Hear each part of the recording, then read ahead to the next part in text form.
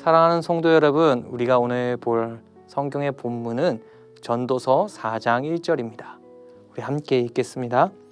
내가 다시 해 아래에서 행하는 모든 학대를 살펴보았도다.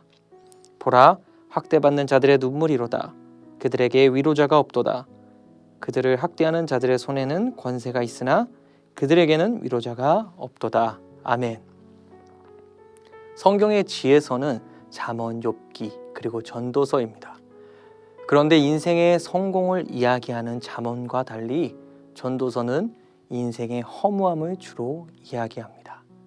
전도서에 가장 흔하게 찾아볼 수 있는 구절은 아마도 헛되고 헛되도다일 것입니다. 그만큼 전도서는 인생의 허무함을 계속해서 이야기하며 우리에게 지혜를 전달하려고 합니다.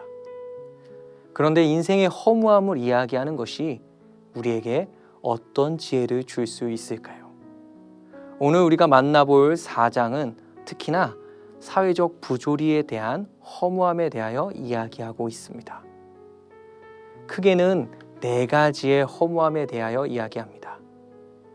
4장 1절에서 3절은 학대받는 자들에 대한 허무함에 대하여 이야기하며 4장 4절에서 6절은 시기와 인간의 수고의 허무함에 대하여 이야기합니다.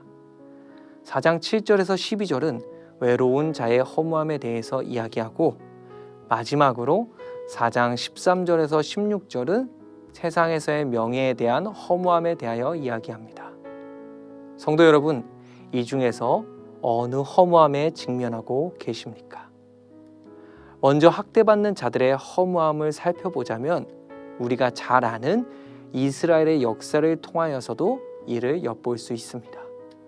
그들은 누구보다 더 주위의 나라에 의해서 침략과 학대와 압제를 당함으로써 슬픔을 당해온 나라입니다. 또한 하나님의 의를 대표하여 나라를 다스려야 했던 이스라엘 왕들조차 그 백성들에게 더욱더 잔인하고 고통스럽게 그들을 대하였습니다. 때문에 하나님의 백성된 그들은 하나님의 선하신 뜻을 따라 살아야 한다는 것을 알고 있었지만 그들 눈앞에 펼쳐진 비참한 상황 속에서 그들은 종종 학대받는 자들의 허무함을 느낄 수밖에 없었습니다.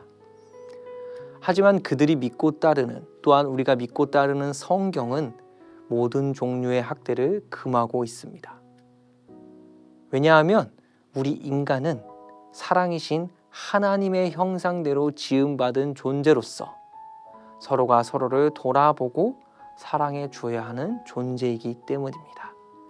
두 번째로 시기와 인간 수고의 허무함에 대한 것으로 솔로몬은 사람들의 수고와 성공에 대해서 서로 시기하는 모습을 보여주고 인생이 허무하다고 이야기합니다. 물론 전도서 전반에는 인간의 수고에 관한 허무함을 이야기하고 있습니다. 세상은 노력과 수고를 긍정적이고 좋은 것으로 평가하지만 전도서에서 이야기하는 노력과 수고는 종종 다른 사람의 시기와 질투를 불러일으킴으로써 우리를 평안한 상태에 이르지 못하게 하고 허무하게 만든다고 이야기합니다. 이러한 시기와 질투는 아담의 타락 이후 인간이 갖게 된 죄의 본성이라고 할 수 있습니다. 그러므로 하나님을 떠난 모든 인생은 질투와 시기에서 벗어날 수 없습니다. 또한 인생의 허무함을 계속해서 가질 수밖에 없겠지요. 그렇기 때문에 우리는 하나님 안에서 살아야 합니다. 세 번째로 외로운 자의 허무함입니다. 외로운 자의 허무함은 앞서 이야기한 시기와 인간의 수고의 허무함의 연장선으로서 이해할 수 있습니다. 사람은 자신의 수고를 비웃거나 시기하는 사람들로 인하여 스스로를 보호하고자 관계를 단절시키는 모습을 볼 수 있습니다. 최근 젊은이들 사이에서는 연애도 하지 않고 결혼도 하지 않으며 혹은 결혼을 하더라도 아이를 갖지 않는 것이 전혀 이상한 모습이 아니게 되었습니다. 이는 성경에서 이야기하는 관계주의적 삶, 공동체 의식의 삶과는 전혀 반대되는 모습입니다. 창세기에서도 볼 수 있듯이 하나님께서는 아담을 지으시고 하와를 만드셨습니다. 이는 인간은 홀로 살 수 없으며 함께의 삶을 사는 것이 곧 완전한 삶이라고 말해주고 있습니다. 더 나아가 신약에서는 성도가 몸이 되고 그리스도가 머리됨으로써 교회가 하나됨을 이야기합니다. 이러한 맥락에서 홀로 되는 허무함은 창조의 원리대로 살아갈 때 극복할 수 있습니다. 마지막으로 세상의 명예에 대한 허무함입니다. 전도서의 전도자는 왕보다 더 지혜롭고 훌륭한 한 젊은이의 삶을 짧은 구절 속에서 담아내어 그가 얻었던 명예 또한 곧 다가올 후대 사람들에 의해 잊혀지고 허무해짐을 이야기합니다. 이는 그가 훌륭한 지혜로운 모습으로 인하여 사람들에게 많은 인기와 명예를 받았다 할지라도 결국엔 해 아래 새로운 것이 없듯이 그 또한 허무해지고 말 것이라는 것을 말해줍니다. 간간히 들려오는 뉴스를 보면 세계 곳곳에서 이처럼 인기나 명예를 얻기 위해 노력하는 사람들의 모습을 찾아볼 수 있습니다. SNS를 통해 자신의 가진 것을 더욱 부풀려 남에게 보여주기 위한 도구로 사용하고 그것으로 인기를 얻음으로써 자신의 존재와 가치를 높게 평가받기를 원합니다. 그러나 여러분, 우리가 지나간 화제의 인물을 모두 기억하나요? 혹시 여러분들은 기억하시나요? 그렇지 않습니다. 모든 것은 다 지나가고 새로운 사람들로 인해 잊혀집니다. 우리는 인간들의 말이나 평가에 의존하지 않고 오직 하나님의 뜻에 따라 오직 그분을 의식하며 살아야 합니다. 자, 이제 결론입니다. 성도 여러분, 어떤 허무함에 직면하고 계시나요? 직면한 허무함 속에서 주님은 여러분에게 무엇을 말씀하고 계실까요? 우리는 때로 학대받고 시기와 우리의 수고로 인하여 허무함을 느끼며 종종 개인주의자가 되어 관계를 끊고 세상의 명예를 통해 허무함을 극복하려고 합니다. 그러나 오늘 본문 4장 1절은 그러한 자들에게 위로자가 없다고 우리에게 말씀하고 있습니다. 그렇다면 우리는 그저 학대와 허무함 속에서 살아가야 되는 것일까요? 아닙니다. 우리에게는 진정한 위로자가 계십니다.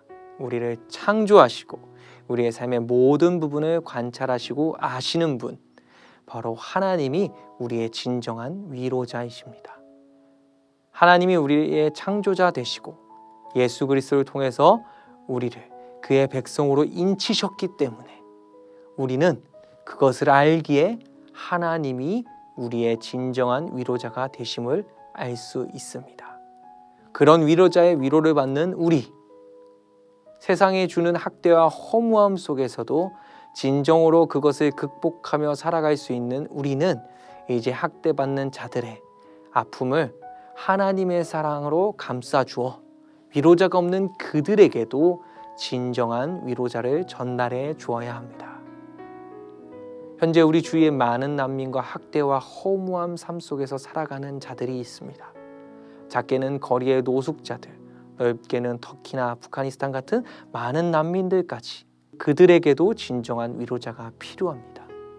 그들에게 진정한 위로자를 전달해야 할 사람들은 누구일까요? 그저 작은 도움, 연민의 감정, 이것만으로 그들의 삶을 우리가 모두 이해하고 위로할 수 있을까요? 진정한 위로는 하나님이 그들의 삶 속의 주인이 되는 것입니다. 우리에게도 그분이 주인이셨기에 진정한 위로를 받고 살아갈 수 있습니다.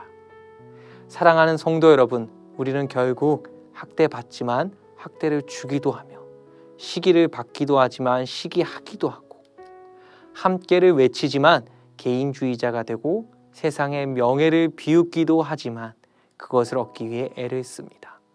이렇듯 우리의 삶은 허무함과 그것을 극복하기 위한 또 다른 허무함의 연속에 있습니다. 하지만 우리에게 진정한 위로자가 계십니다. 그분이 우리의 삶의 주인 되심을 선포하고 인정하면 이 모든 허무함의 연속이 끊어지고 우리는 하나님의 인도하심 안에서 살아가는 삶을 살 수 있습니다. 오늘 나의 삶의 진정한 주인 되시고 위로자 되시는 하나님을 선포하며 세상의 모든 허무함과 헛된 속에서 진정한 삶의 진리를 바라보며 그 삶의 길을 살아가도록 우리 모두가 되기를 축원합니다. 기도하겠습니다. 하나님 감사합니다. 세상에 주는 어떠한 것보다 하나님의 위로가 가장 필요합니다. 우리가 세상의 것을 쫓지 아니하고 하나님의 것을 따르며 하나님이 우리의 위로자 되시며 우리를 인도하시는 주인 되심을 선포합니다. 그랬을 때 세상에 주는 어떠한 위로보다 주님, 완전하신 하나님의 위로, 완전하신 하나님의 그 사랑 안에서 살아가는 우리 모두가 되게 인도하여 주시옵소서. 우리가 그런 삶을 우리뿐만 아니라 세상의 허무함 속에 살아가는 자들에게, 그들에게도 진정한 삶의 주인이 하나님 되심을 우리가 전하며 나타내며 살아가는 우리 모두가 되게 하여 주시옵소서. 감사합니다. 모든 말씀 예수님의 이름으로 기도드립니다. 아멘.